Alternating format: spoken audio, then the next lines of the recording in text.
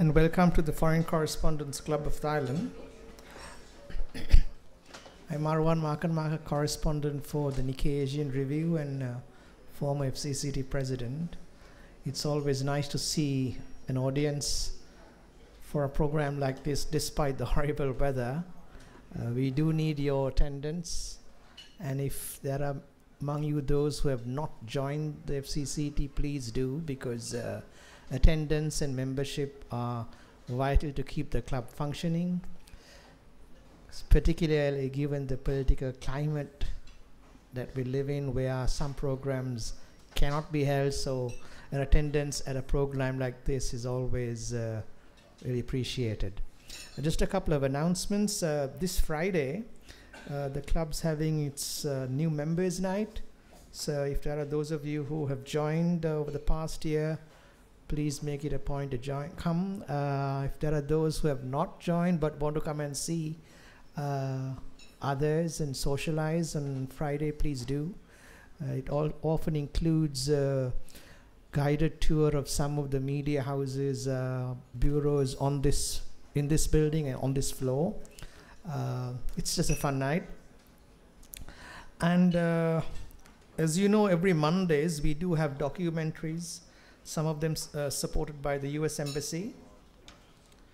And the one coming up on July 24th is on the famous Sriracha sauce. So if you are interested, please drop by.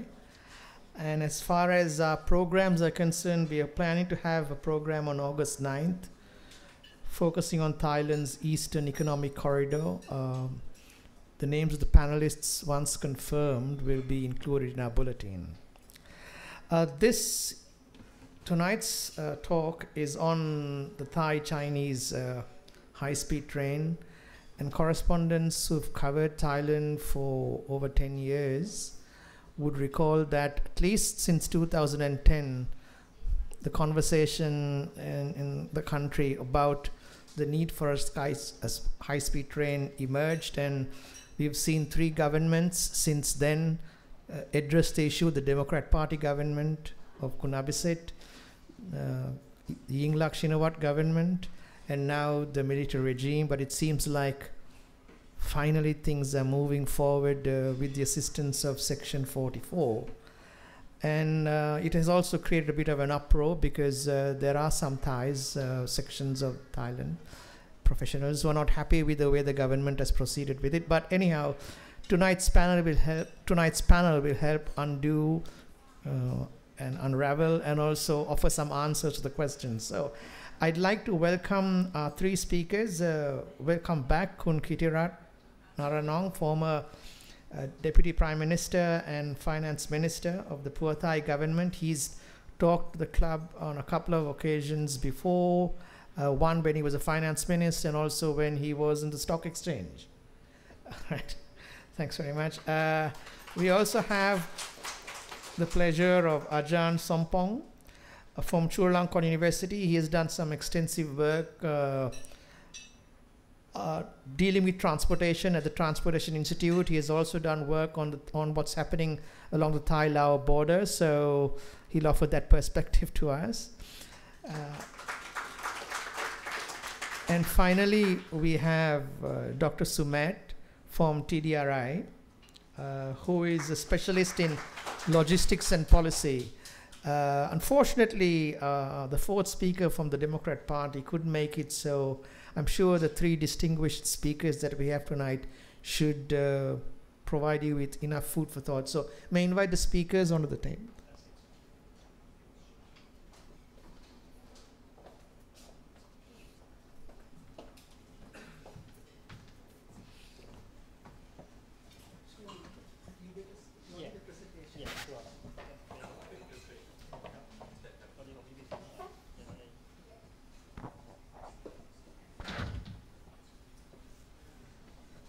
So I've asked Dr. Sumet to start the program because he has a PowerPoint presentation and would lay out what's going on and where things have come from 2010 till now. Dr. Sumet, please, yours. Yes, thank you. Let me deal with this PowerPoint a little bit. Can I make it full screen? Just let it this way. Tam, can you? No.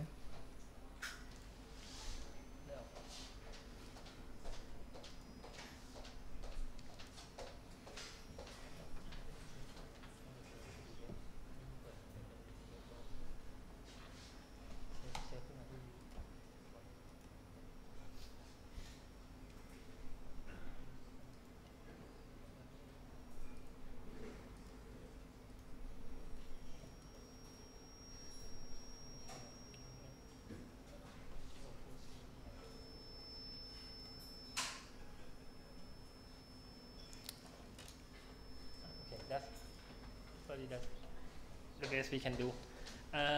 Thank you, FCCT, for inviting me to have a talk.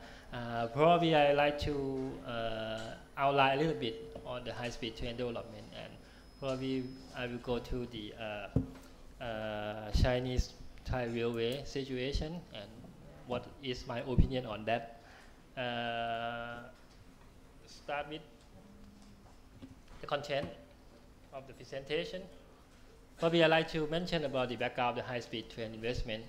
As our moderator mentioned that we have discussed about the high-speed train since probably 2010 already with the three previous governments, and we all see that what kind of the need we can look for the high-speed rail. And probably I'd like to mention about the Chino-Thai high-speed rail and how things developed this far to this situation. And probably I'd like to pose some questions to the government and what kind of thing that they do have to consider if they want to really invest in this high-speed rail project. First, this is the plan of the high-speed rail in Thailand. In brief, because actually we have a high-speed rail study, probably commissioned probably around 2012 by the Office of Transport Planning and Traffic Policy, that they want to do the feasibility study of 4 high-speed train lines. Of that 4 high-speed train line, actually that come off from the 2 trillion baht borrowing act that has been posed by the Pheu Thai government at that time. This is the situation as of now, because from that 4 line that we have been trying to study, we have the northern line from Bangkok to Chiang Mai. We have the northeastern line from Bangkok to Nong Khai. We have southern line from Bangkok to Hua Hin and probably extension to Song Kha. And we have an eastern line from Bangkok to Rayong. This is the 4 lines that we have been studying. But since our military government coming in, the plan of that 4 lines is still there. And they took off that 4 lines and going a little bit further. The odd thing or the curious thing about things that they try to do is that they chop this 4 line into 3 big phases. First, from the northeastern line, they asked the Chinese government to have some study and seeing a possibility of investing in that line. For the northern line, they asked the Japanese government to come in and study the lines. And for the eastern line and southern line, the government asked the SRT, the State Railway of Thailand, to do a study and to see the possibility of using the PPP or public-private partnership scheme to invest in these 2 lines. The situation of these 4 lines at this moment, as you can heard from the news, for the northeastern line, the Chinese will help Thai government to build up the high-speed train, probably starting construction this year. For the northern line, we asked the Japanese government. The Japanese government asking for some time to study the feasibility study, and probably the study should be finished by the end of this year. And the original the initial plan that I have heard of from our source is that probably the line from Bangkok to Chiang Mai will doing interfacing. The first phase will be just only Bangkok to Phitsanulok, and the second phase will be from Phitsanulok to Chiang Mai. And this is the update for the moment of that line. For the Bangkok Hua Hin and Bangkok Rayong, they put forward these two projects to the PPP committee in order to start the construction probably to approve the project probably within this year from the PPP committee. This is the situation of this 4 high-speed line. What I like to mention about is about Sino-Thai Railway or Chinese-Thai Railway project original plan. The original plan of this line, actually, we have to go back to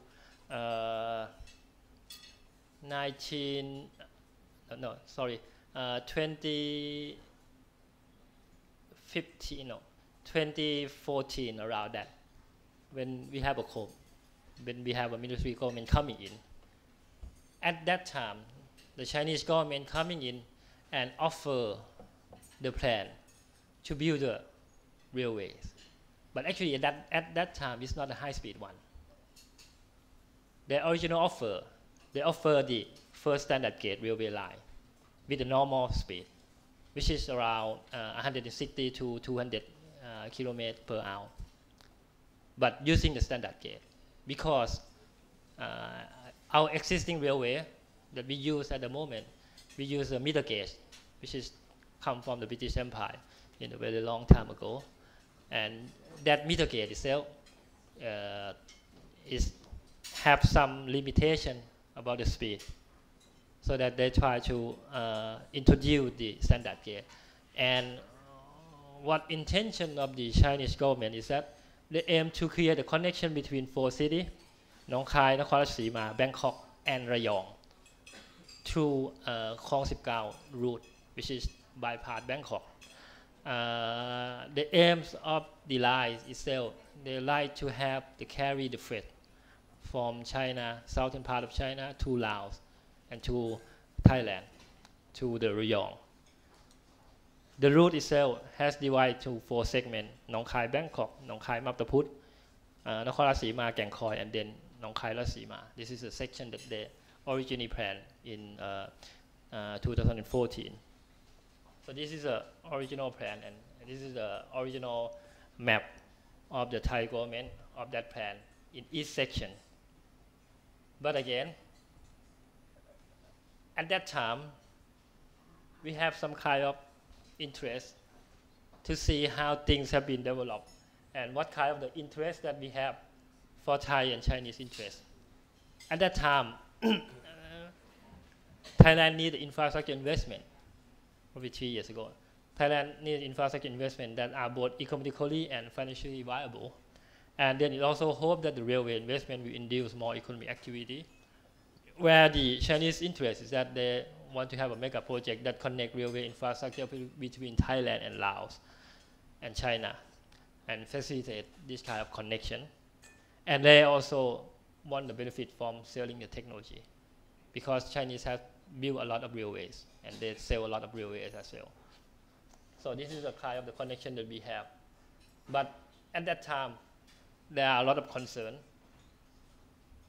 because of initially Thailand would only have in that original plan, the Thailand would have originally bear some risk because Chinese want to invest in the railway.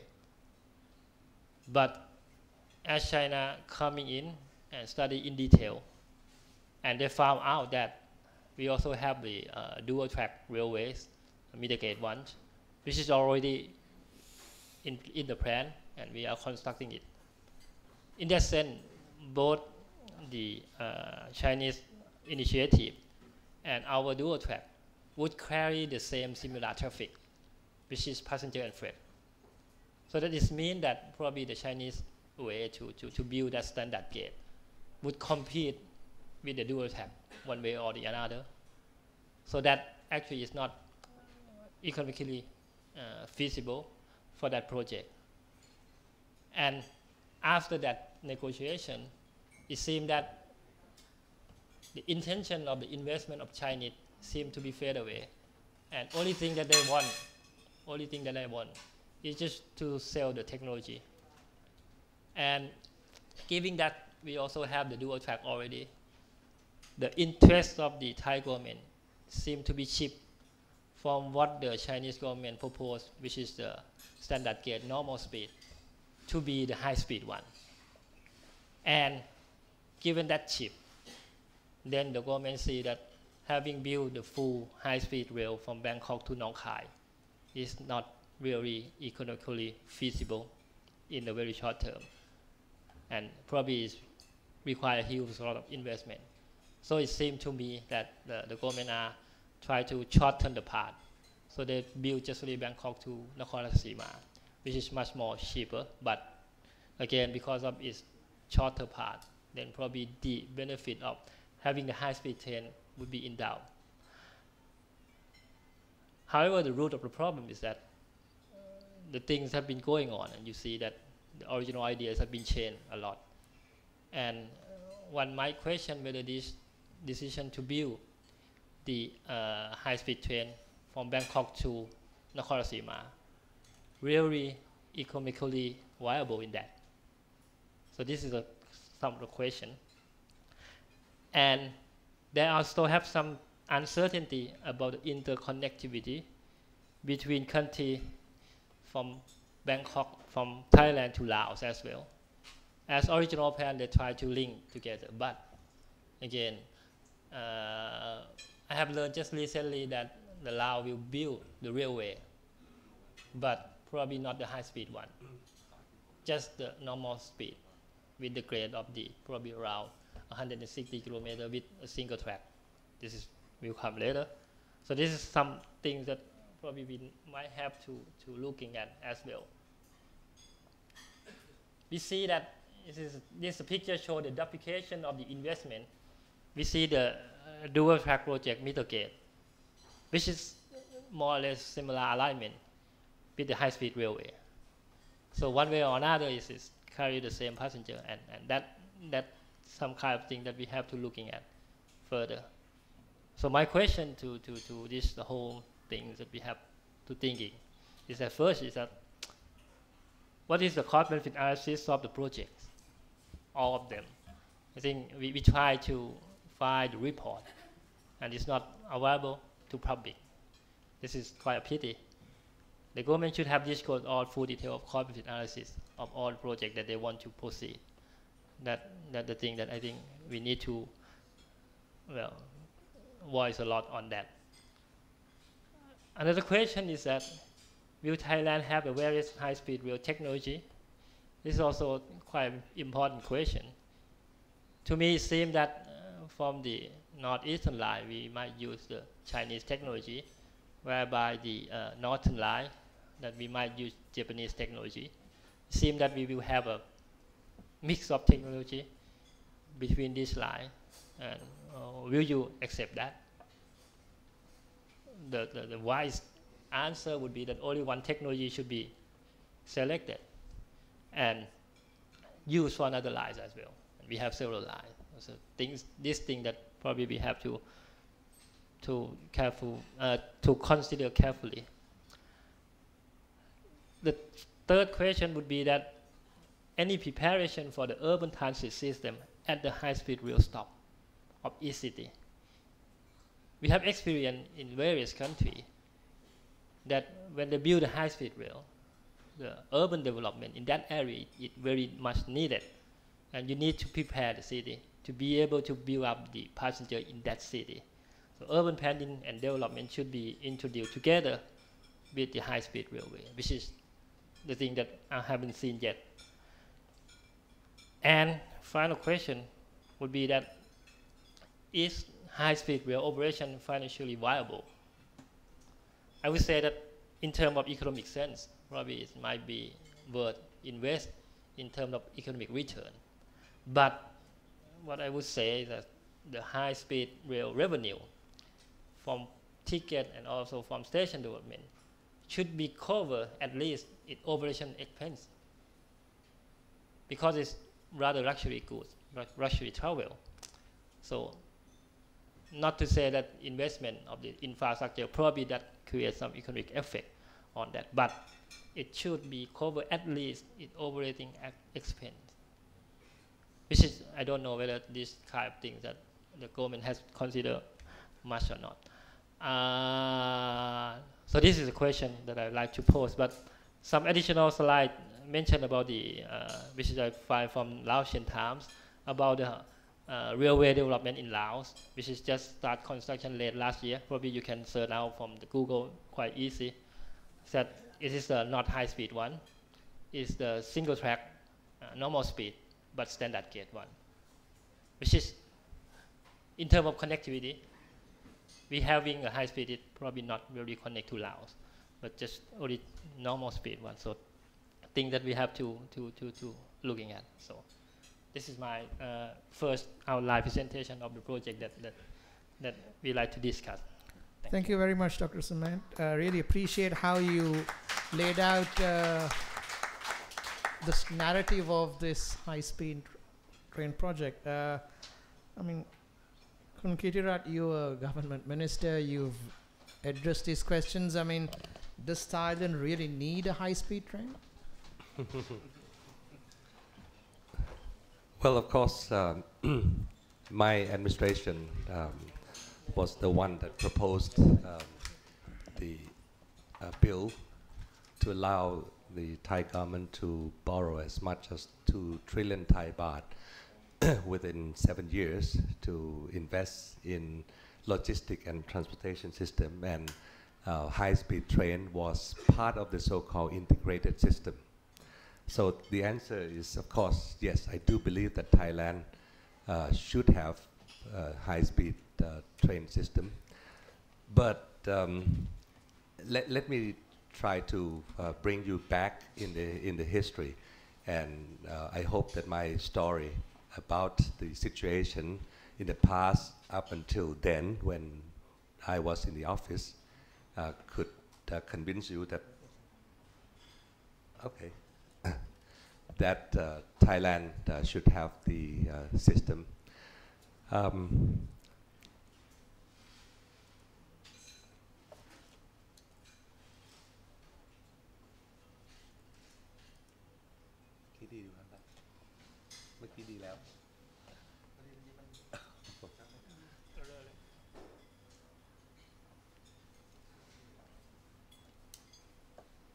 Okay, while the officer is working on the PowerPoint. Before 1997, I'm sure that quite a few of you have been in Thailand since then. I believe you remember those old days when $1 was 25 baht. Okay, and of course, with the strong Thai baht, Thailand suffered with trade deficit and huge current account deficit. A few years before 1997, I remember that 1996, the current account deficit was as high as 8% of the GDP, which was unbelievable, of course.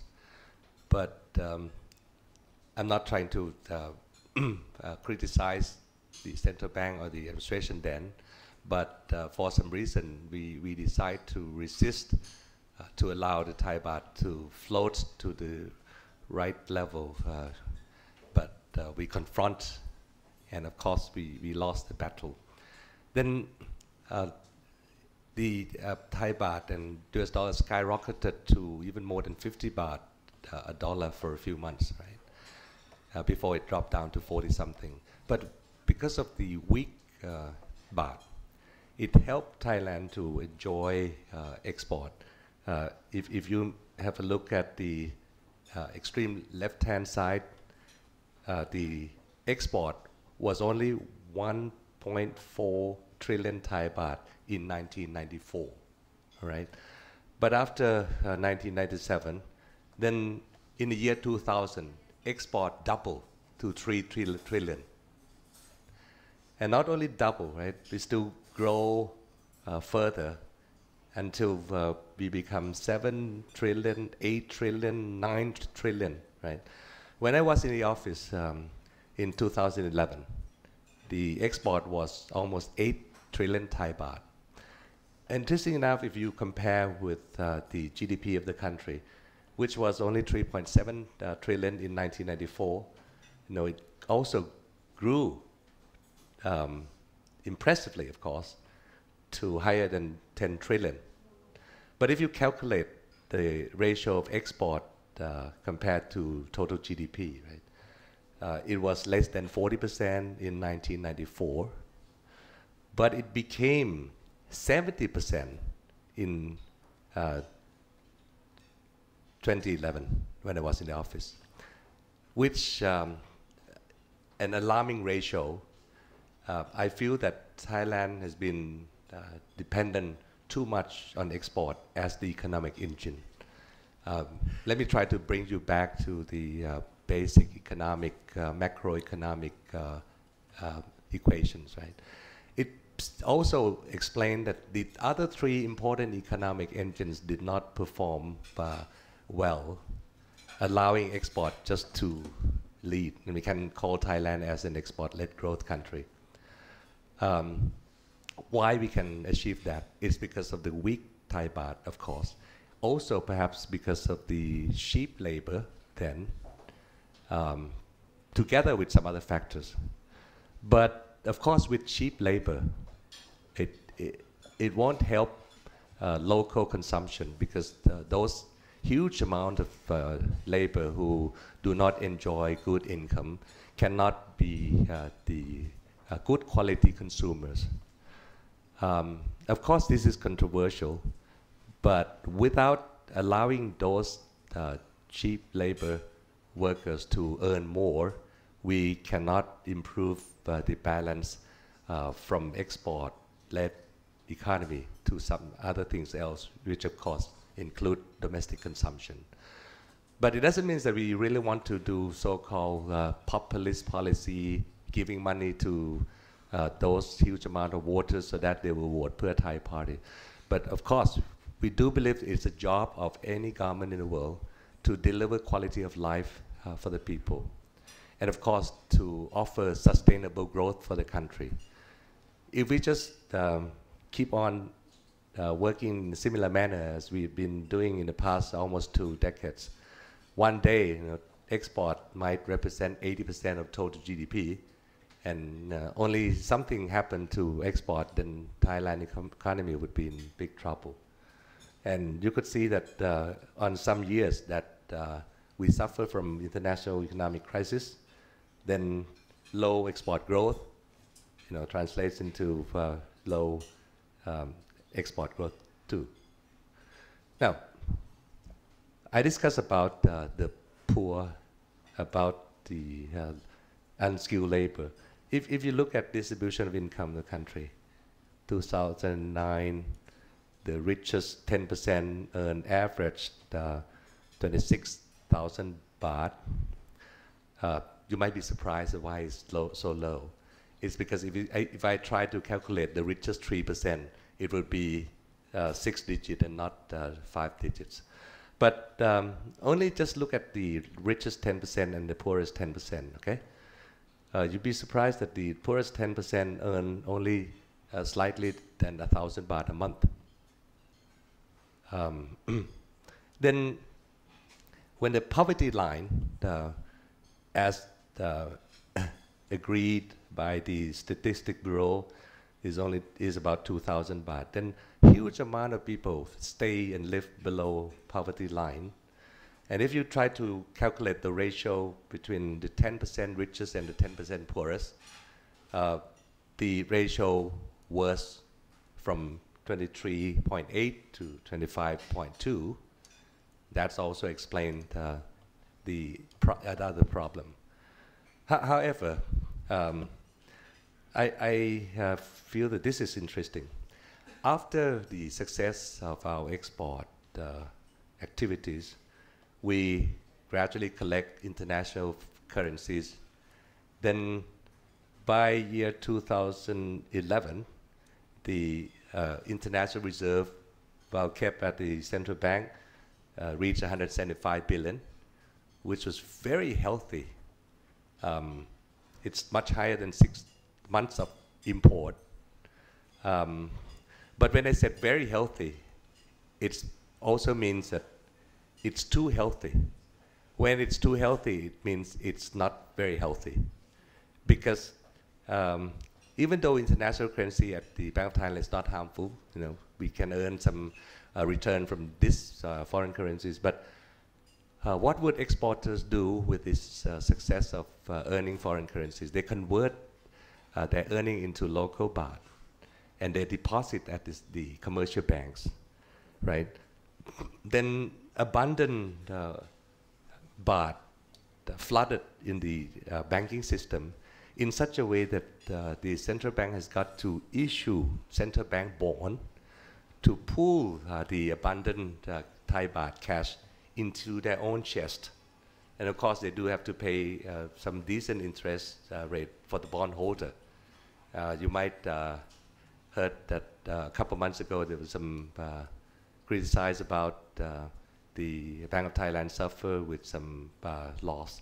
But this is a long story. But what I'm saying is that without doing this, perhaps commercial bank may not want to pay any interest rate to the Thai depositors at all, because cash are too abundant at the bank. But thanks to the central bank, they decide to pull that amount out. At least depositors earn something. Now, this is not healthy. Before 1997, I think we are a very thin man, not very healthy, starving. But after 1997, after some successful years, after a decade and a half, what happened? We enjoy too much of the success. We are overweighted. We are too abundant with both international reserves and Thai baht. So that's us. And it explained the affordability. When I heard the administration or the government or some academics discuss about, we want to have the Chinese to help invest in our high-speed train because we want to have their Chinese currency to back up the project. I totally disagree. Thailand should be spending this. And we don't have to worry about import content because the Thai baht is abundant. We can easily issue local bond in baht terms to the Thai bond holders. Then we can also invest ourselves, even though the project might have some high import contents, because we can afford it. Now, also, it's interesting enough that the public debt of the country was not high at all. I'll show to you in the next slide. But the administration before we step in, the budget deficit was 400 billion baht. Of course, increased from 350. But when we came in, we managed to cut budget deficit down to 300 billion in the next year, and then in the following year, and then also to 250 in the last year that we were in the office. Right? However, I don't have any intention to criticize this military junta's administration, but at least to give you the number. They start the first year with the same budget deficit of 250 billion, then followed by 390 of the last budget year. This year, annual budget was the same, 390. However, interim budget was issued for additional 160 billion baht budget deficit. So this year, when we combine annual budget deficit and interim budget deficit, the total budget deficit was as high as 550 billion, the highest ever in Thailand's history. However, because of the financial discipline in the past, of course, give the credit to the administration before us too, the public debt to GDP ratio was still well below 60%. Debt service to total budget, debt service means the budget provide for principal payment and interest charges combined stay below 15%. These two ratios was stipulated in the financial economic sustainability of the country. Let me give you the numbers. To be exact, the extreme left column, public debt to GDP stay well below 50% when the ceiling was 60, all right? When the ceiling is 60. So it means that we stay very healthy, right? Public debt in trillion baht, of course, increased from about 4 trillion in 2009 to about 6 2015. I tried not to show the numbers of 16 and 17 so that you won't be too shocked. But at least it's still lower than the ratio for sustainable. GDP of the country now is about 14 trillion, sorry. Interesting enough that when my administration was in the office, we managed to issue a decree to solve the long unserviced public debt that started from Asian economic crisis 1997. The debt of about 1.14 trillion baht left unmanaged. Let me say it again, left unmanaged, meaning that no one cared to pay the principal payment, leaving the Thai government to pay interest charge on average about 70 billion baht a year in the last 12 years before it was solved. So combined, this country already paid only interest charges for more than 800 billion Thai baht without seeing principal payment service. It's because the law then say that Bank of Thailand will take care of the principal, just that. And I don't blame the Bank of Thailand when the law say they will take care of the principal and they don't have to take care of the interest charges. They may not want to pay interest charges at all, which is something they did. But interesting enough that when we issued the decree allowing Bank of Thailand to have more authority into this, which means that from the budget year of 2013, 2012, sorry, it's not the burden for the Thai government budget anymore. And the debt service, which include interest charge and principal, well taken care by the Bank of Thailand. And as of now, good news is that principal is now reduced by 200 billion Thai baht already. And within very short period of time, but this public debt will be solved. The reason I want to show to you is because if we calculate public debt according to definition by the law, public debt to GDP stay well below 50% in the left column. But if you take out the public debt, which is not the responsibility of the government budget, then net public debt to GDP stay even lower, and it stay at lower than 40%. So it explains that Thailand is very much affordable to borrow more, and also we can afford to borrow Thai baht within the country, and we can also afford to invest into projects that has got reasonably high import content because of the international reserve we have. Now, let me explain to you again that the principal payment of the budget of the public debt per year as provided by Budget Bureau is about 50 something, 60 something billion a year. But interest charge before that decree was issued was as high as 180 billion baht a year. Now it dropped because of the decree and the system that I explained it to you. Then when we calculate the principal interest charged altogether as being debt service compared to the total annual budget per year. You might recall that the ceiling was set as 15, but it's now only less than half. So we can afford in terms of availability of resources, in terms of ability to repay or service the debt. So that's something that I'd like you to see. Now, would that relate to the high-speed train that I mentioned to you? And I would say yes. Why? Because Thailand has grown in the past a decade and a half, or almost 2 decades, because of the export. Support by weak Thai baht, support by cheap labor. We cannot afford so, because Thai baht would not be weakening without the right arrangement.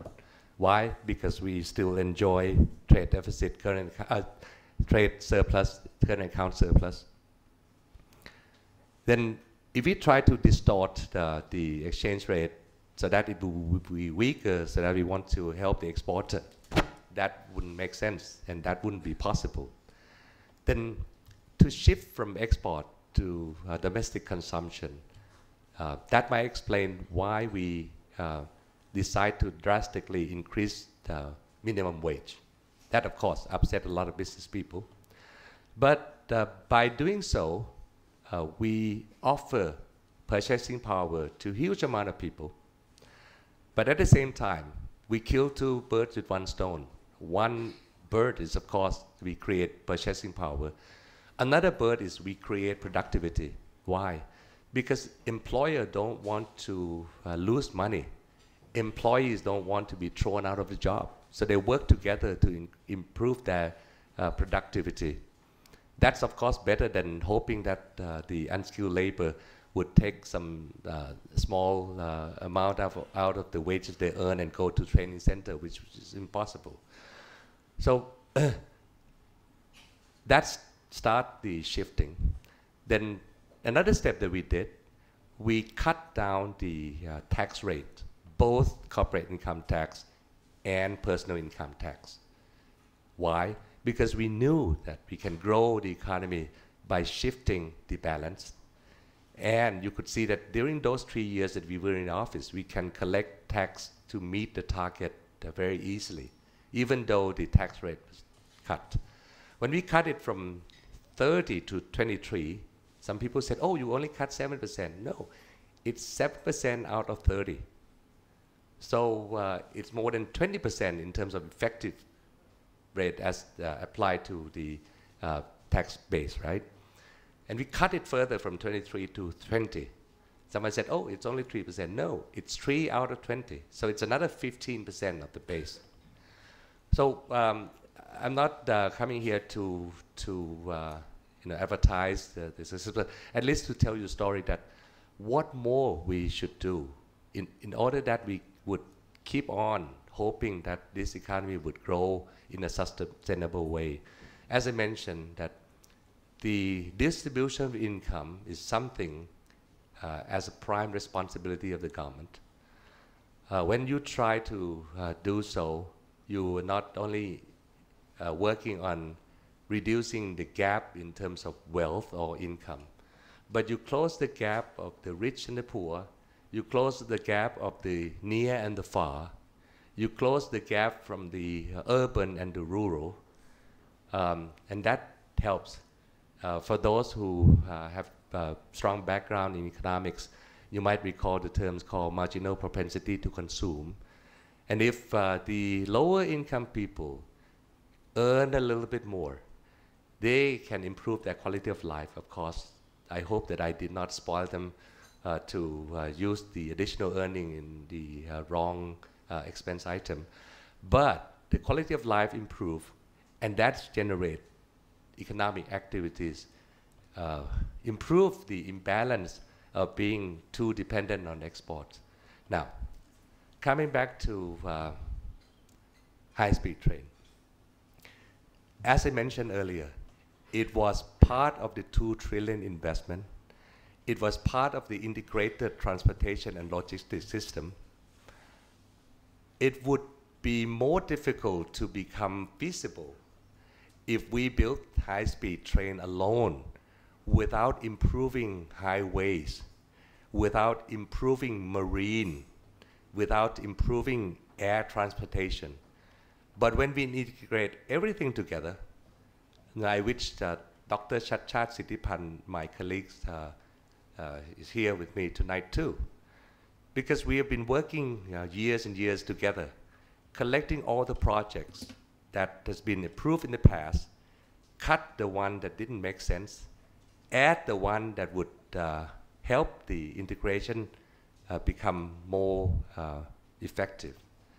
You might be surprised that some of the conventional railway system that was part of the 2 trillion was Chiang Mai, Chiang Khong. I don't know whether you know Chiang Khong. It's further up Chiang Mai.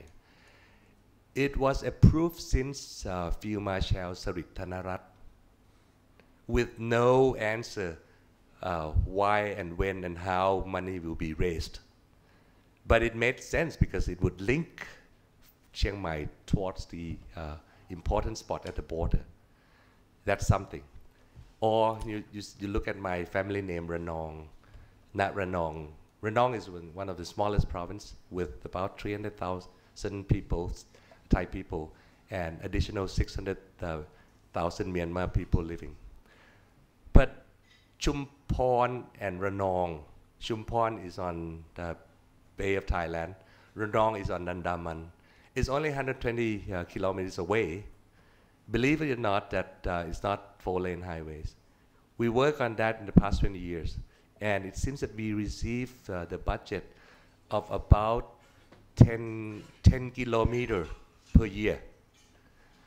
You see, to link two sides of the ocean together, that we can bring very good quality of products from the other ocean into this, we still suffer with that. Okay.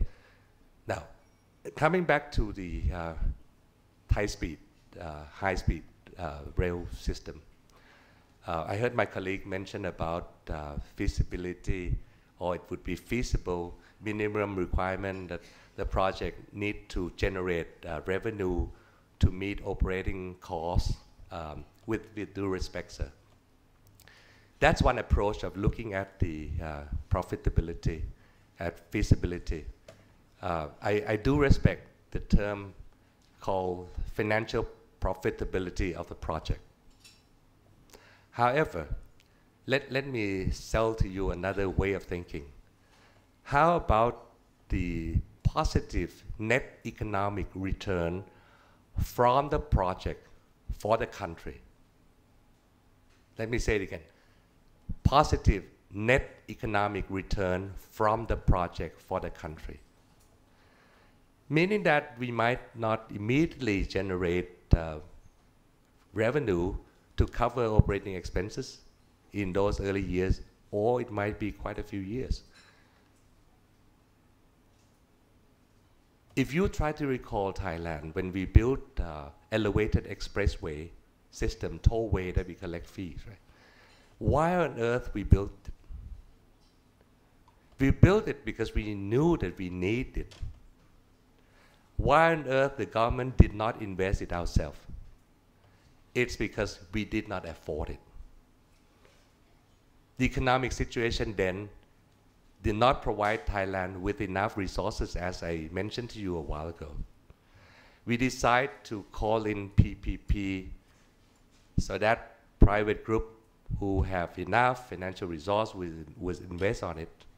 What would follow with that? Higher required return. Project would be feasible when we generate enough revenue, of course, but it would be feasible if our cost of capital is low. With that abundant situation of Thai baht, cost of capital from the Thai government by issue the bond to raise money to invest in those projects ourselves is low. If we cannot have enough project profitability in those early years, would the Thai government afford to subsidize from the budget? And the answer I had then was yes. If we do so, would we believe that the reduction of gap, the improvement of distribution of wealth, would help improve the GDP of the country in such a way that we would grow the GDP to the level that we can collect more tax to make it even more affordable for the project? So this is a little bit different from the concept of financial profitability. Now, please imagine that if we build a high-speed train system and we try to charge the fee at the level that people cannot afford it, no one use it, then we fail, of course. Why? Because we fail both. We fail both financial return and we fail both economic return because no one use it. But if we build it and we go down and manage right in such a way that both passengers, goods, perishable ones, not perishable ones, produced in a remote spot can be transported to the higher purchasing power spot in a more speedy way, would that generate better economic return?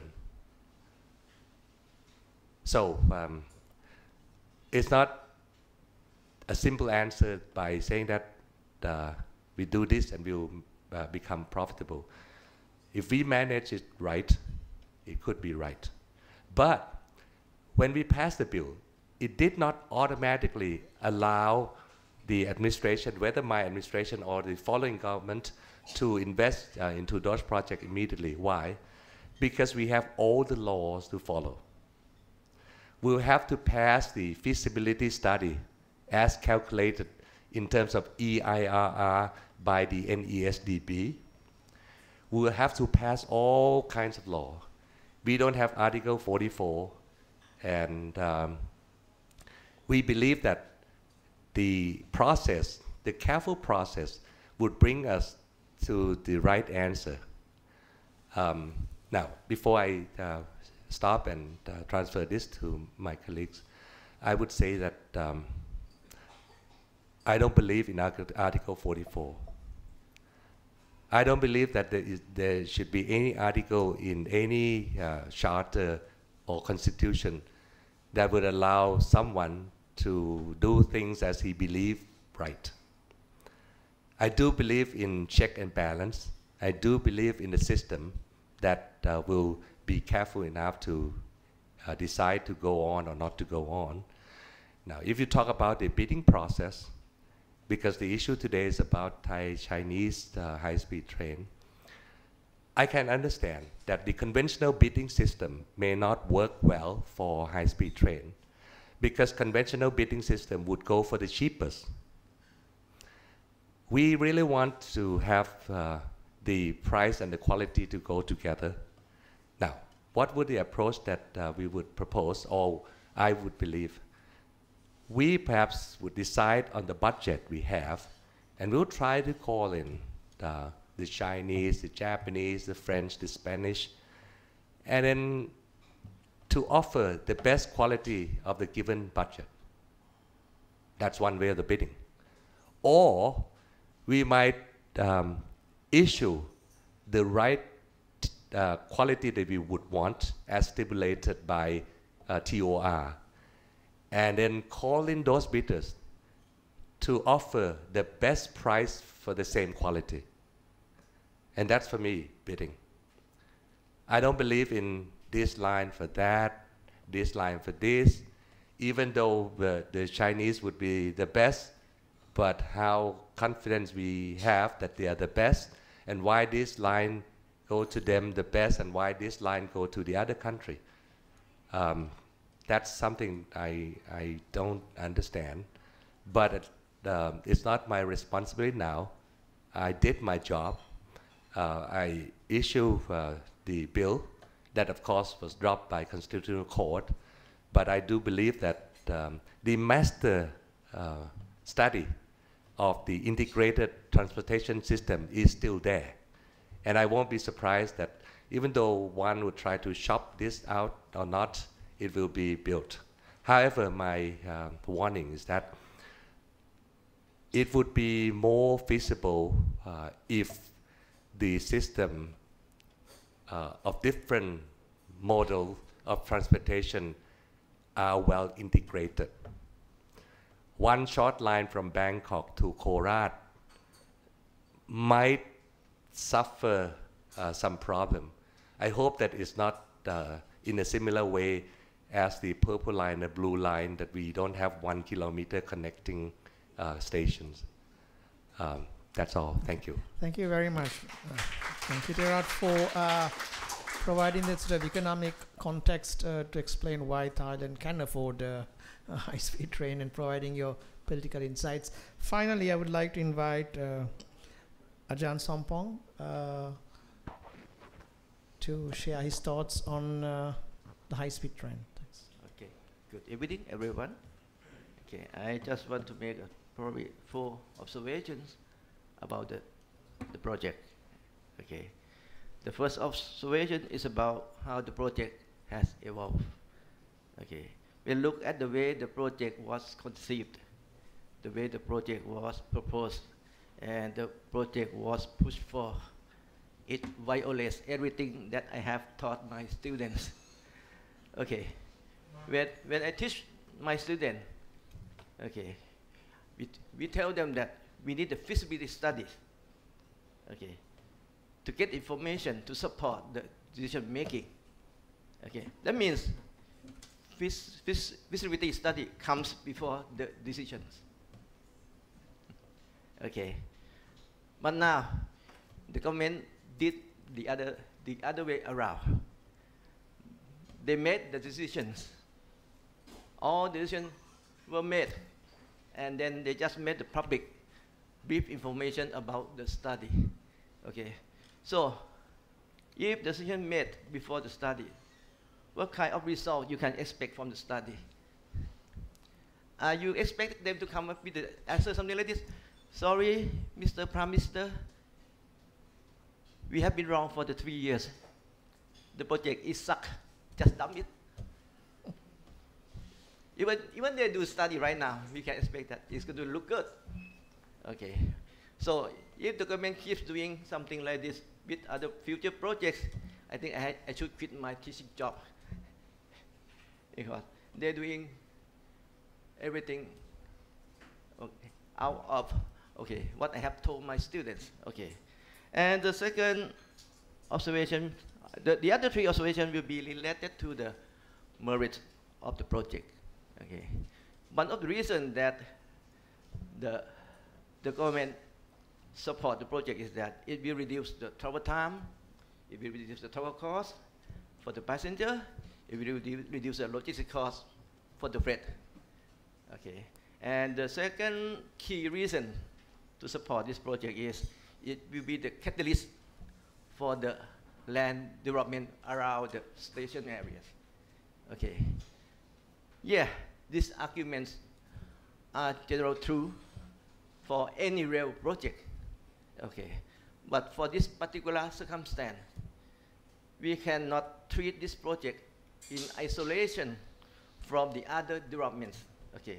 Dr. Sumet already told us that in the same corridor, the government commit itself to 2 other mega projects. The first one, the motorways, okay, between Bangkok and Korat. And the second one is the double tracking of the existing 1 meter gauge railway. Okay. So let's look at the 1 meter gauge. It seems to me that the whole society forget about this project. Okay. With the double tracking of the railway is going to be on time. And if we do it right, it can run at the speed of 120 kilometers per hour. So we also can save the travel cost, the travel time from the dual track railway. Okay. And dual track railway can generate or can be the catalyst for the land development as well. Actually, it can do a better job because the dual track railway has more stations. Because for the high-speed rail to be able to reach the maximum speed, it can have only very few stations. I think in the plan only 4 stations from Bangkok to Korat. But with the dual track railway, we can have more stations. That means we have more nodes for the development. And the dual track railway can serve the poor better because it's affordable to people from income classes. So in my opinion, the dual track railway is a more cost-effective instrument than the high-speed railway. Okay, so, and the third observation is about the hype about the one belt, one road. Okay, you see that the argument for supporting this project is Thailand needs to be participate in this Belt and Road initiative. Okay, it looks good. It looks sophisticated. But what is the real benefit to Thailand? Have you thought about it? This initiative is considered by the Chinese. Do we know the true motive for this project? I don't know. We may never know because, okay. But, okay, if we want to connect to this initiative, what will be our strategy to make sure that we get the most benefit from this connection? Okay, some may say that if we connect to this initiative, okay, we can move our products to the China. Okay. Is that easy? Have you ever been to China? Have you ever had a tour of business in China? China is the most competitive market in the world. Okay. Are we going to our products will be able to compete in that market? Because we have only low logistic costs? No. To be able to sell our products in the Chinese market, our products have to be attractive. Okay, have to be different. Okay, we also need to have a whole of the access to the Chinese consumers. Okay, that means we need a lot of things to do to be able to sell our products to China, other than just have a transport connection. Okay, and it seems to me that we all forget that traffic always runs 2 ways. Okay, when it's easier to export, at the same time it's easier to import. That means with this connection, the products made in China will flow easily into Thailand. Okay, if that really happens, what will happen to the SMEs in Thailand who are making the same products? Okay, what will happen to them? Have you thought about that? Do we prepare them for that? Or just have transport connection is the solution? Okay, and the fourth observation is very important. We have been talking about the being trapped in the middle income trap. Okay, we want to be a developed country. Okay, to be a developed country, what we need is a lot of enhancement in the technological and innovation capability of the Thai people and the Thai entrepreneurs. Okay, and when you look at all the rail projects that we are going to build.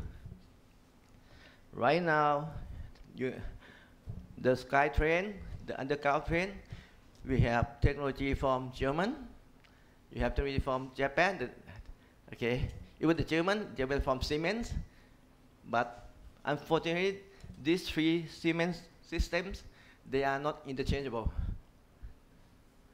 Okay, and we're going to have Chinese rail, and for the new monorail, they say they're going to bring in Canadian technology, Bombardier. So Thailand will become what I call it, United Nations of Rail Systems. We have so many technologies from various sources, but we don't have any capacity to build any single rail components. What do you think? What a pity. Okay. If we really bring in the high-speed rail, make sure that we take this opportunity to build up a rail industry in Thailand. Very important. Not only this, but the demand generated by this single project may not be enough to justify the investment. So the government needs to take a more holistic view of the rail system development in Thailand. We have to consolidate all the demand from all kinds of rail projects because they share common technologies. Okay, and based on that demand, okay, we need to think about how we want to have the technology transfer to Thailand to make sure that at the end of the tunnel, Thailand will be able to build some rail system by itself. That is very important. I think that's more important than the other reason. Okay, if we do really want to pay a lot of money to buy a lot of system, we're talking about, I don't know, trillion baht, no, many trillion baht. Not only rail, high-speed rail, you can buy equipment for the dual-track rail and all kind of mass transit in Bangkok. A lot of system, a lot of money. And if you know, right now we don't have any standard. So this rail will run on different tracks. They have different control system. They are not interoperable, and the parts are not interchangeable. So if we don't make any change to this kind of policy, we are going to create a lot of burden to our future generation. Okay, so that's my observation. Okay. Thank you very much, Ajahn. So we've had three very diverse perspectives on the topic. There's a mic at the back of the room. Appreciate if you identify yourself and ask questions. Thanks. Peter Jansen, Asia Times. Khun Sumet, thank you for your presentation, very comprehensive. You know, I was a little bit surprised, frankly, that you were surprised to hear that Laos is going ahead with their plan. You know, I was up in Luang Prabang just last month, and I went out and I looked, and they're building it. They're making tunnels. They finished the financing. It's a done deal, yeah? You know, what's surprising to me, sitting in Bangkok, is how little publicity this has gotten and how Thailand's plans for their high-speed or whatever speed train is going ahead sort of in a vacuum without considering what their little neighbor to the north is doing. Because this is a huge investment for Laos, of course, and it depends very much on some connectivity with Thailand to make it feasible. And yet, both countries seem to be going ahead without any collaboration or even communication between the two countries on this. It's amazing to me, yeah? Okay, so one question is, why is it that there seems to be no discussion in ASEAN about, well, even between Thailand and Laos, about their joint projects, both of which are with China, yeah? My second question is more technical.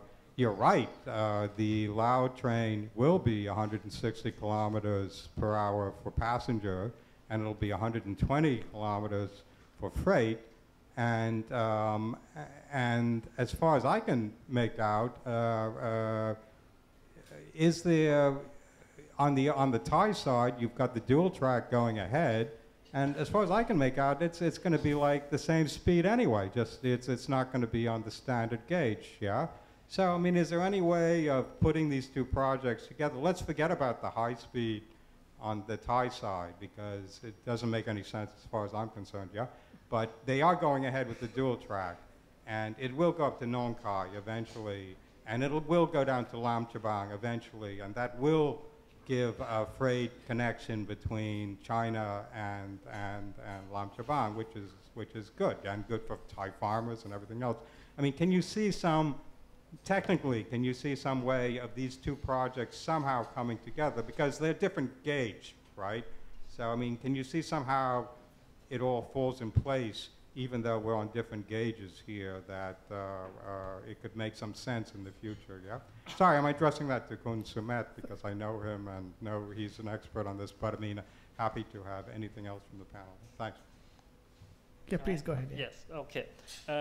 Thank you for the question. I think we have been talked several times already, and I think for the first question, it's a surprise to me as well that we are we are following the development in Laos very little, and actually we should have been a little bit more cooperative between two countries in order to let's say benefit from this kind of investment, which is a huge investment.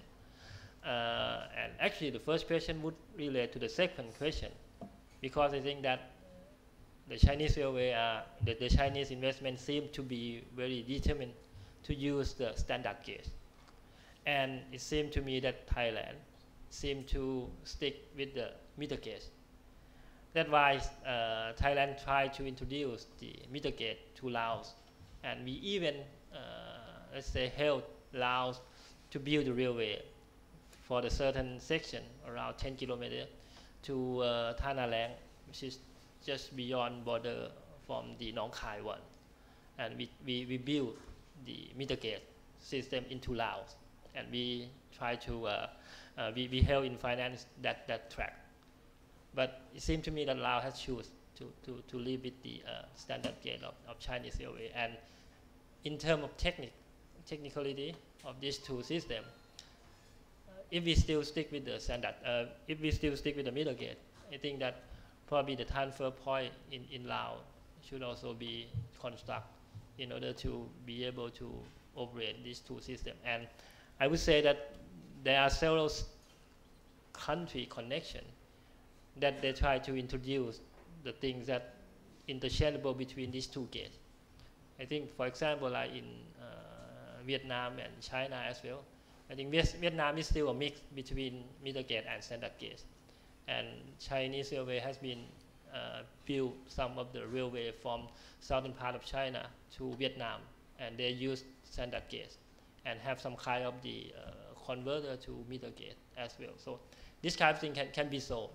But in a way, we need to thinking about this, how we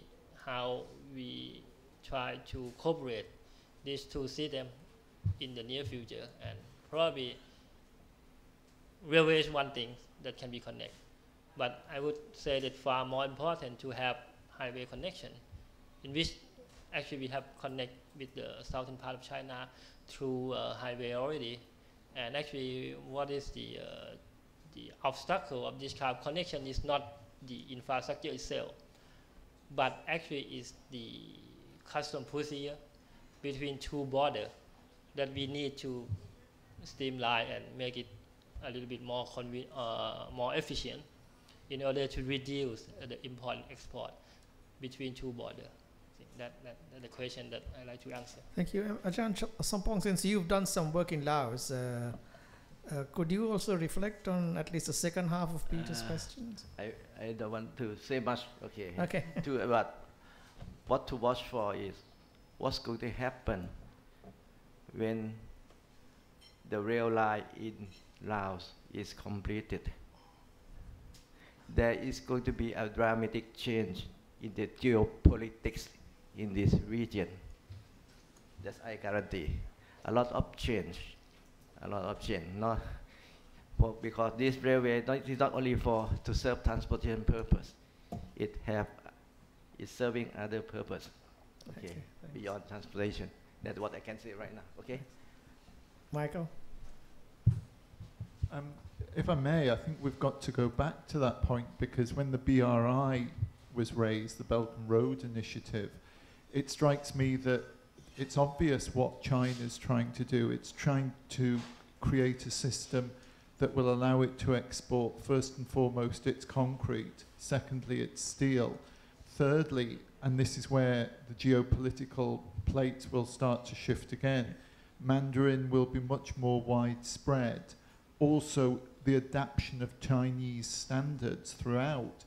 And we have a very interesting counterpoint, which has been India's refusal to join the BRI. It's more or less unique amongst the countries within the Euro-Asian landmass. And I'm beginning to wonder if the way that, Peter made this very good point, that Thailand talks about its high-speed rail network in more or less isolation. And I'm beginning to wonder if there isn't a possible fault here, that connectivity has been so poorly thought of that we might end up with a system that's beautiful and glossy and shiny, but we all have, it'll be like the purple and the blue lines out at Tao Pun. We all either have to walk or get a shuttle across the border. Do you think that this has got to be a very serious problem? That's my first question, and if we could have a response. To anybody in particular? Or maybe you could start. Yeah. A little bit. It seems to me that all the projects that in Thailand has been developed in terms of infrastructure seem to be the project-based decision, not the integrated system decision. That's why this happened. Even metro in Bangkok is still the project-based decision. Purple line has been designed, blue line has been designed separately without any good interconnectivity. So it seems to me that it is sort of the system failure in Thailand, and we will see this kind of problem happen in the near future if we do not, let's say, reform the way the government doing the project in Thailand. Kun Kitirat, I mean, since the two questions are talking about the geopolitics, since you were a minister in a government, when you were making your calculations, was this an issue that came up in the conversation and in shaping your policies? Well, of course. But let me try to recall to you that before my administration's proposal to invest in an aggressive manner, of course, to upgrade the total integrated logistic and transportation system, perhaps very few people, whether inside this country or in the region or in the international community, discuss about the so-called connectivity as you raised. Why was that? And my answer was because no one feel at all that Thailand even start thinking or initiating the possibility of improving the transportation system as part of the competitive advantage or part of the offering of quality of life. Then to initiate the policy and to pass the bill is a very clear, strong message within the country, outside the country, to the world, that Thailand was interested in doing this. Then after the initiation, of course, then start to hear more about why not this, why that, why this, not more, things like that. As I mentioned in the first part of my discussion, I said the bill was passed not as an automatic approval of investment in such a manner that the Article 44 is offering. But it, of course, offered the Thai administration from my government into the future to have credible discussion with those who would propose whatever they feel that's best for the country. Certain projects might be dropped out of reviewing because of not very feasible. But I would like to propose that before we decide that we should have or should not have the high-speed train system, we should think about the term that I mentioned a while ago twice, net economic benefit of the project for the country in a more value-added manner, rather than seeing as a zero-sum game that it would take the traffic or passengers from the other mode of transportation. Just imagine that whether we discussed that the foreign tourists would be more interested in coming to Thailand because they know that they can spend the night here, and before the next meal they already showed up in another good city. Things like that would perhaps bring in the more feasible answer for them. I would say that Thailand had to change from the conventional idea, of course, from the idea of economy of scale into economy of speed, into the more competitive manner. I don't know whether this analogy is reasonable. You may hate me if I do this, but myself, at my house, I have a Honda CR-V. Whether I think that I should have Porsche, I confess that I did.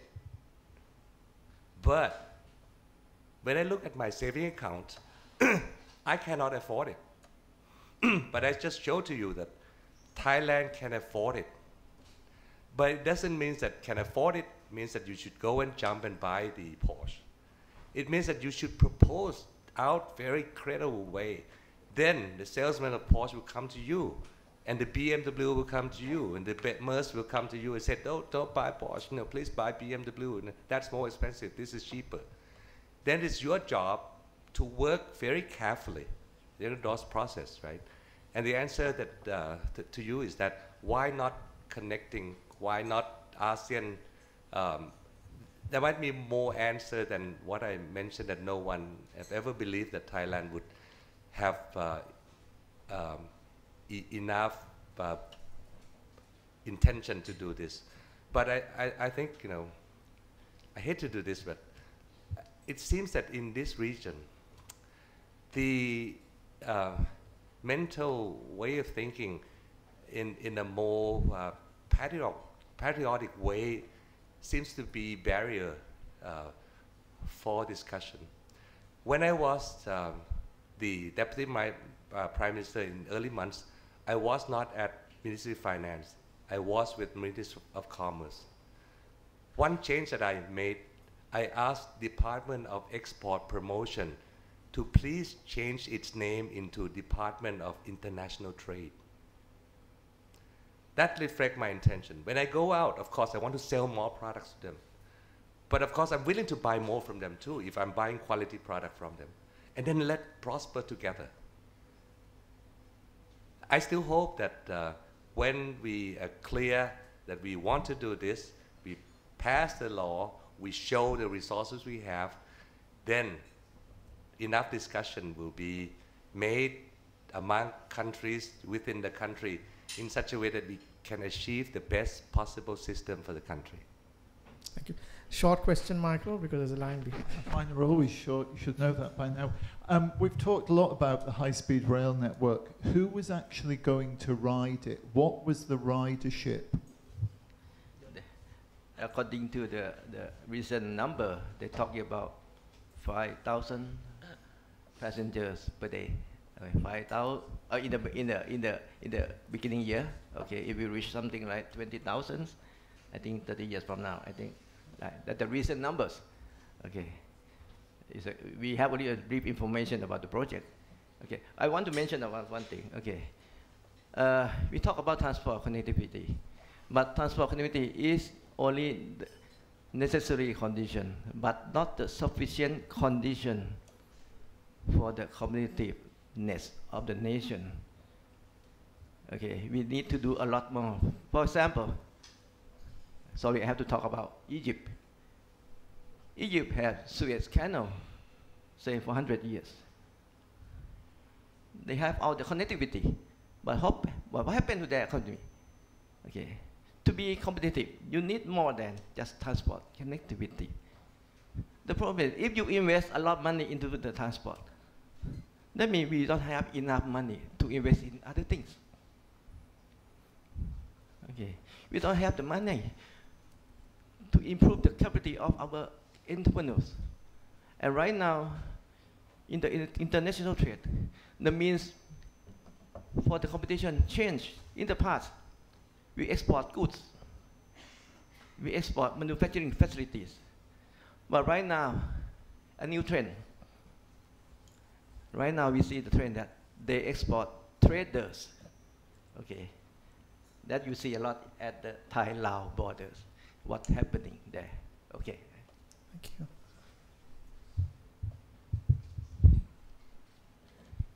Okay. My name is Tanridipan from NDM. I would like to ask a question.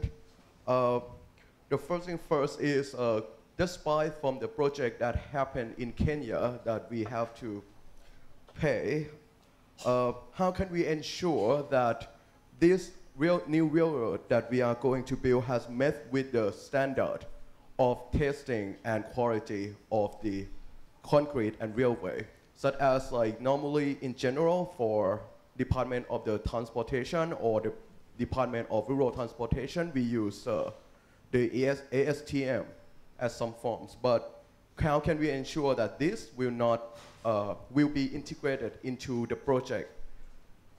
My second question is, by loan the Chinese government given to the Thai junta to build various projects such as an airport and a railway, how can we ensure that we have ability to pay back the debt? Okay, Rick, thanks. Let's, do you want to take the first question? Probably about the standard itself is questionable, because in Thailand, in terms of railway, we doesn't have the sort of the standard. Let's say the national standard, but we have only the organization standard, namely the State Railway of Thailand as a state-owned enterprise. When we build the railway, then it's their standard. But in terms of high-speed rail, actually, what I can imagine is that it is probably like when we build the metro line in Bangkok. We need to borrow some of the international standard to build. In this respect, then it seems to us that the Chinese standard may be adopted in this sense. But that's a big question to that, because then in terms of international standard, then we have sort of international code, then we have the code that describes English clearly, how to test and how specification of each equipment and things can be done. But if we have the Chinese standard, then that probably we need a translation from the Chinese to English first, and then from English to Thai, which is quite troublesome. That I think that we need. And I think this kind of standard issue that has been raised already by Dr. Sompong, that we need actually establish our standard at least, so that we can test and ensure about the safety of the system when they have been operated. And I mean, Kunkitra, essentially Thailand is not going to be borrowing, am I right? Yeah, the second question, I already proposed that Thailand should not borrow foreign currency, whether from any country, because we have enough resources ourselves. Not because we are arrogant, but it's because we should be using the available resource in a productive way. Then you asked about the ability to repay. I think I have shown to you that today the interest charges alone is only about 130 billion Thai baht a year, when you compare with the total budget close to 3 trillion. And if you add the normal arrangement for the principal of about 50-60 billion, That's considered very low to service the debt, additional debt, whether for this project, for other project, for budget deficit in the future. So does that mean that China just give us a good deal? No, they haven't resolved the financing. No, I think if even though it's free, no interest charge, we should not take it at all, because we would put ourselves in the exchange risk. If nothing is free, right? Low interest charge would have some possibility of inherited costs in it. So don't borrow foreign currency, especially from the country that seems to be very successful on export surplus, budget surplus, because their currency will be stronger. And once you try to repay to them, that would be perhaps higher cost, because you are selling your tickets in Thai local baht. All right. Then affordability is, as I mentioned to you, I would perhaps try to be a little bit controversial. If you feel that to invest into this project, you might need some subsidy that might take away the government budget from the other project in a positive sum game manner, I do agree. Because I think we should invest into this project rather than buy submarines, rather than buy more tanks. But of course, it would not be constructive if you try to cut some other reasonable budget for longer term future of the country. Then it's not necessarily a zero-sum game. It could be positive sum game. Let me say that it could be, which means that if we calculate into this and we work on it so that we can earn the highest possible economic activities out of this, then GDP would grow, tax collection would grow, we can lower tax rate, we can have more healthier budget position. So that's more dynamic, but it has to go in details of this. And of course, that should be supported by NESDB. I'm surprised that the Minister of Transport today, he was the Secretary of NESDB long time ago, but he didn't seem to really work on these issues as I believe that he should have done. Okay, thank you. Next question. Hi. I'd rather ask about the long-term sort of viability of the project in general, especially that the various number of lines have different start dates, and fingers crossed there'll be elections soon. What's in the future for the high-speed rail project, given that even the current one is being bulldozed using Article 44 and is already may die a legal death, is being challenged in the courts? What's in the future for Thailand's high-speed experiment? This is to all three panelists. Is it going to happen? It depends on the detail of the project that has been proposed and has been approved.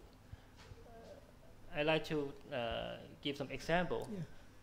The metro in Bangkok, that we have been approved the project for 10 lines, actually 10 years ago, but things are going on.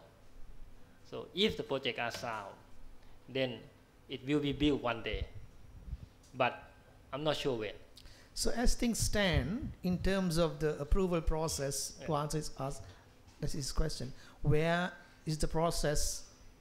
To me itself, none of them, all four lines, is not yet formally approved. Okay. Even the Chinese one, which is probably they'll try to start the construction within this year, but just only 3.5 kilometer section, which is just really nothing, 400 million baht, which is nothing. It can be scrapped very easily.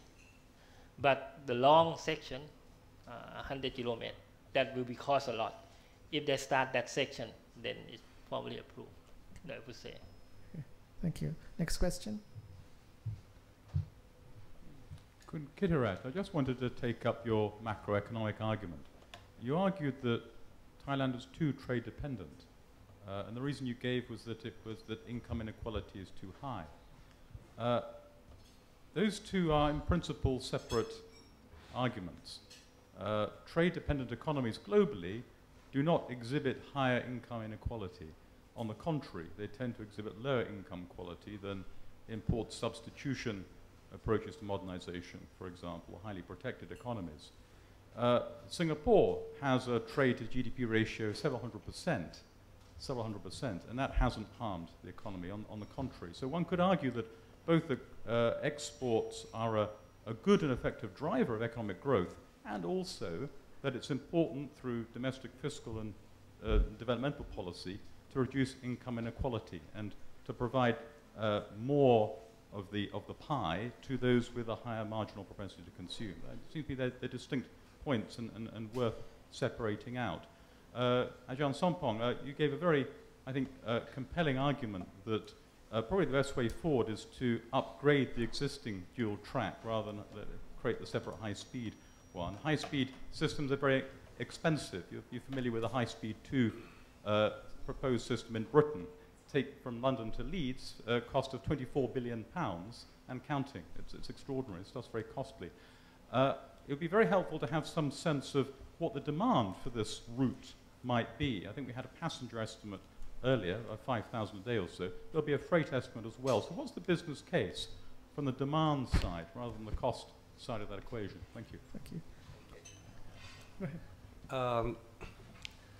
Yeah, of course, I've got to be very, very careful when I say this is too much, this is too little. However, I do believe that when we try to manage an economy so that it would grow, it would be stable, it would be sustainable with good quality of life offering to those members of the economy.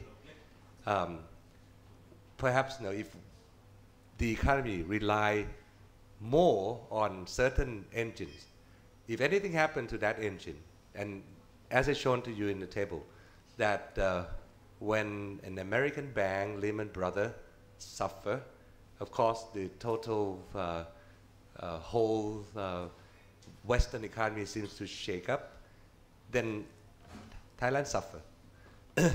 I'm not trying to create a stand-alone economy so that we would be totally safe or away from the global situation. But wouldn't it be a little bit nicer if we depend on something else, like we should not put all eggs in one basket? If the global economy is not doing so well, but how about the domestic consumption is still doing okay? Would that help offer stability? That's my way of thinking. Of course, when you compare Thailand to our neighbor, that seems to be even more concentrated on export, right? I would have to say that what choice Singapore would have? They're small. Even though per capita income of a person there is much higher than Thailand, but the size of domestic consumption cannot outweigh the export. But you could see the productivity. You go to the office in Singapore, most of the time I see only one reception. She takes phone call. She invites you to the couch. She take documents from the messengers. Seems to be one person doing everything, right? Her salary is perhaps 10 times more than 5 secretaries in front of Thai office, because one take phone call, another one take documents, another one invite guests to the meeting room, another seems to be the substitute in case one would have to go to the restroom. So productivity also explains that, right? Quality of life as measurable of the higher income people is perhaps higher. I know that there's some other school of thought saying that earning more doesn't mean that you would be happy, but at least I don't think to earn 2,000 baht a month as being the lowest 10% population in this country can be too easily happy. So that's something I believe. I do believe that something too much is not good. Something too little is not good too. Something about right, and the so-called about right leads to the answer about sustainable growth, stability, and distribution of wealth. Thank you. Ajahn Sompong. Yeah, I don't have the full access, the access to the full report of the study, but the government seem to downplay the importance of the number of ridership. They say, that means that the project is going to lose money, okay? But the benefit of the project is it will stimulate the economy, okay? My problem with that argument is that we can achieve the same objective to stimulate the economy with the development of dual track, okay, at a cheaper price, and we can achieve the same objective. Okay, that's my argument. Okay, we have another rail system. Why don't we focus more on the dual track and make sure that it will provide a very, very good service like the Japan rail, okay? Yeah. Okay, and on-time service, and you can stimulate the economy the same way as the high-speed rail, but at a cheaper price. My concern is we can do it at a cheaper price. Why don't we do it? Okay. The next question. Thank you. I'm Keiko Yoshioka from the Asahi Shimbun, Japanese newspaper. Just come here as a correspondent, moving from Beijing correspondent. So it's so interesting subject today. Even though tonight main subject is regarding to the high-speed railway by China. But as a Japanese journalist, I would like to know the line, your view about the line between Chiang Mai to Bangkok. Tonight, I heard colorful concerns about the high-speed railway by China tonight. I wonder, your concerns, so many concerns, coming from because of China or because of high-speed railway. So I would like to ask the Dr. Smith. Thank you. Probably I'm not really concerned about China. Actually, I'm really concerned about the way we invest in high-speed rail. In your question, I think it's quite right. If you, for myself, if you see about the passenger of the line, it seems to me that Northern Line seems to be more economic, financially feasible than the Northeastern Line. Why I say that? Actually, when you compare with the international experience, the high-speed train is quite comparable to air transport. If you see that the passenger flow between Bangkok and Northeastern Airport, Khon Kaen, Udon, is less than what we have been international, with it much less than air transport between Bangkok and Chiang Mai. Bangkok and Chiang Mai route probably roughly around 5 million people a year already in that route. But compared to Khon Kaen and Udon Thani, for each province, it probably roughly around 600,000 each year, less than 1 million each year.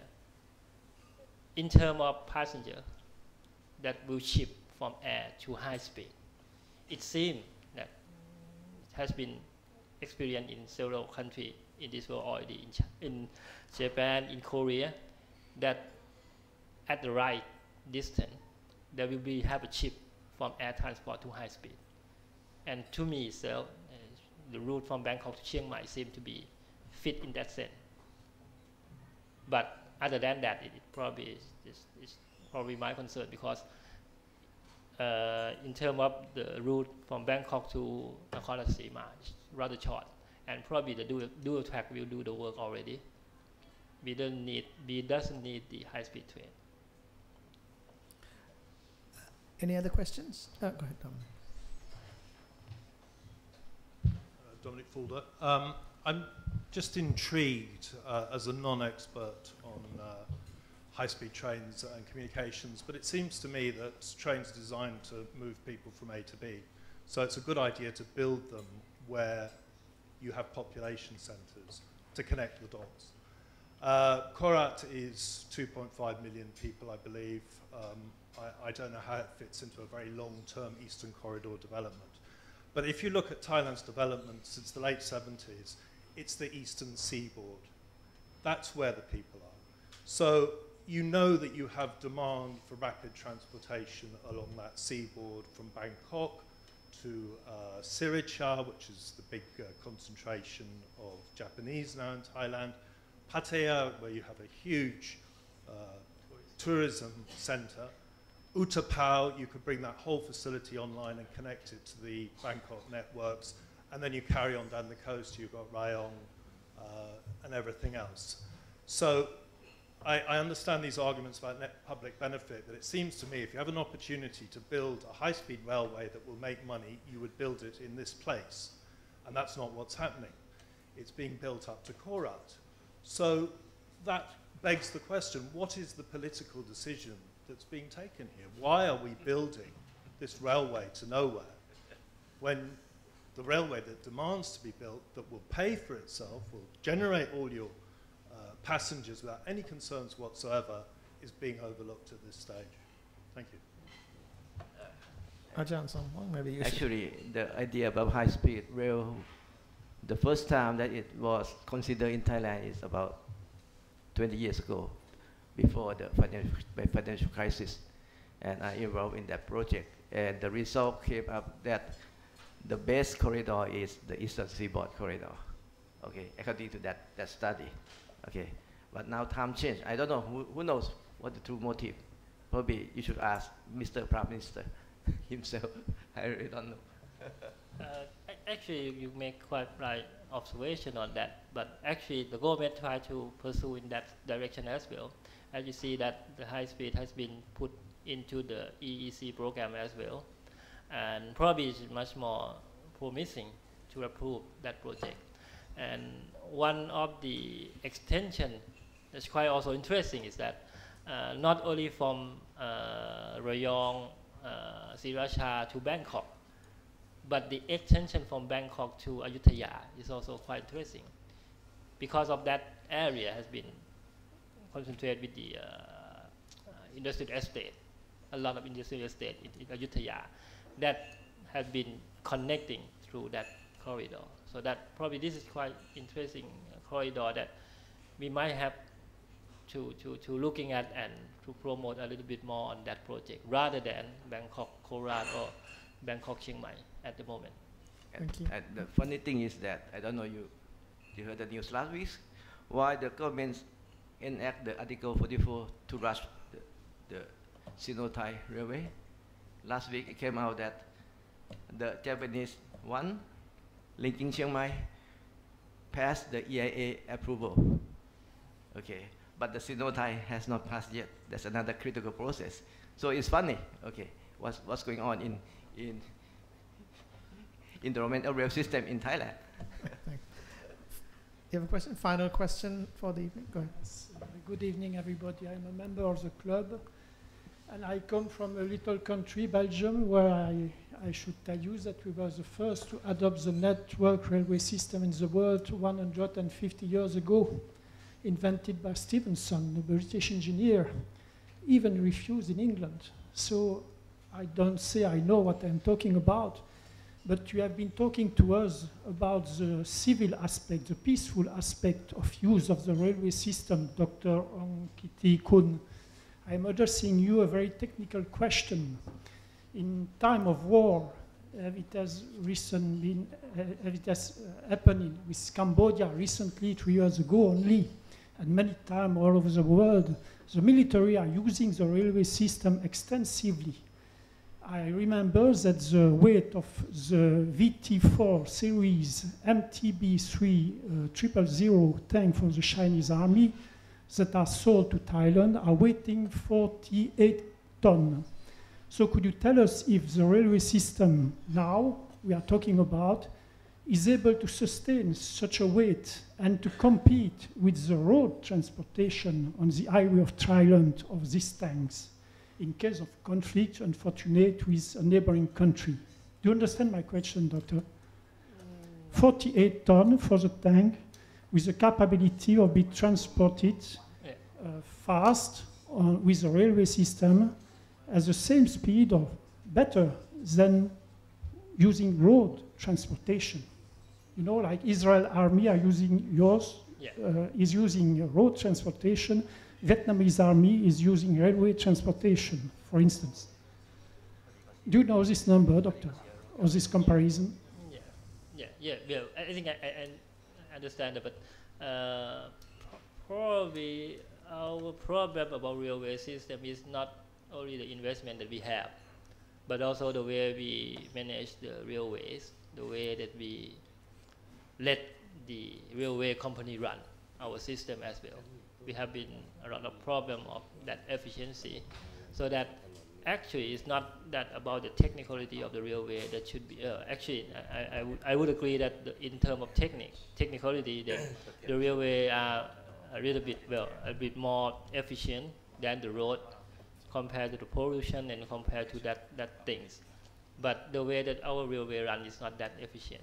That probably that about my problem. But I'm not sure that I'm really address your question, but probably we can discuss. Maybe you can ask it to him after the panel and get some clarification. Thanks. Anyhow, it has been an absorbing evening. I appreciate your 3 insights. Please join me in thanking them. Thank you very much.